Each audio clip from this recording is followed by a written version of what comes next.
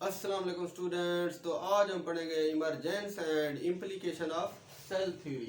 Emergence का मतलब होता है ज़ाहिर होना, ज़हूर, यानी कि उसकी फिर इम्प्लीकेशन कैसे हुई, उसके असरात क्या हुए सेल थ्योरी के। सेल हमारे पास जी बिल्डिंग ब्लॉक है। बिल्डिंग ब्लॉक का क्या मतलब है? जिस तरह देखें, एक बिल्डिंग को बनाने के लिए बहुत से ब्लॉक रखे जाते हैं, तब जाकर एक पूरी बिल्डिंग तैयार होती है। इसी तरह सेल भी हमारी बॉडी का बिल्डिंग ब्लॉक है, यानी कि बहुत सारे सेल मिलकर एक जानदार की तश्कील देते हैं, एक जानदार को बनाते हैं। Cell is basic structural and functional unit of life, यानी कि सेल एक बुनियादी यूनिट है। अगर ये सेल ना होता तो लाइफ ना होती।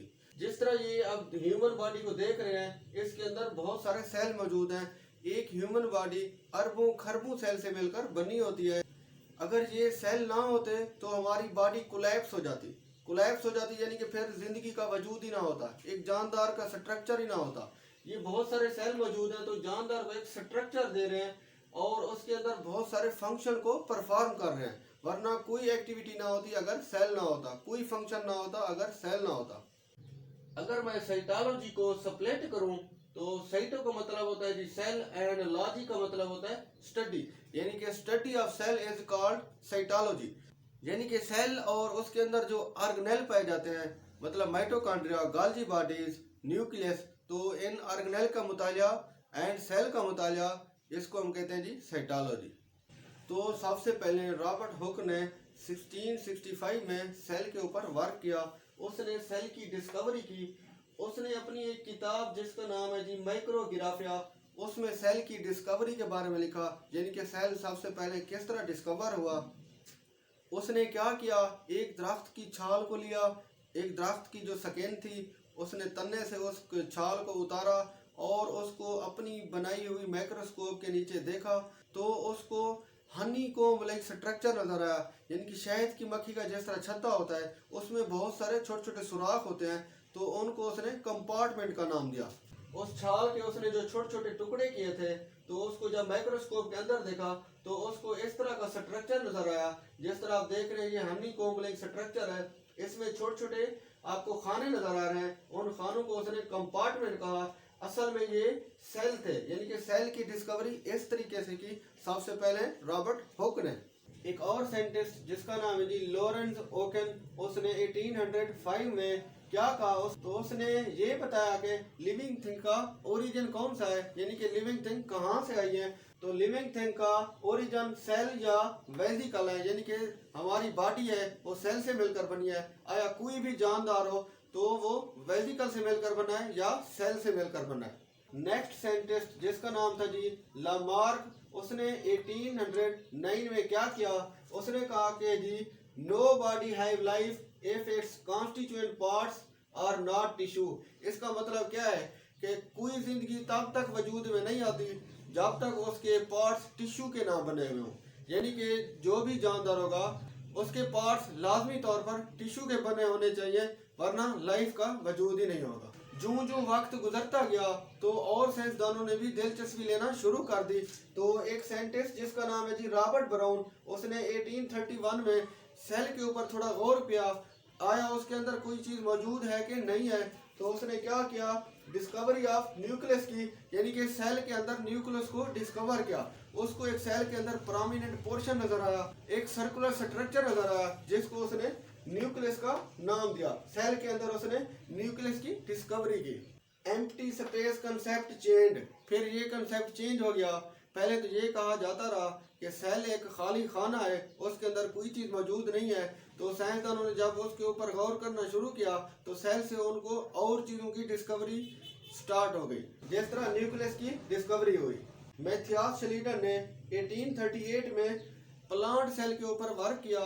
आया प्लांट सेल के अंदर कौन सी चीजें मौजूद हैं, तो उसने सेल के अंदर सारी चीजों के ऊपर फोकस किया, उन चीजों का मुशाहिदा किया, यानी कि प्लांट सेल को थारोली उसने चेक किया माइक्रोस्कोप की मदद से।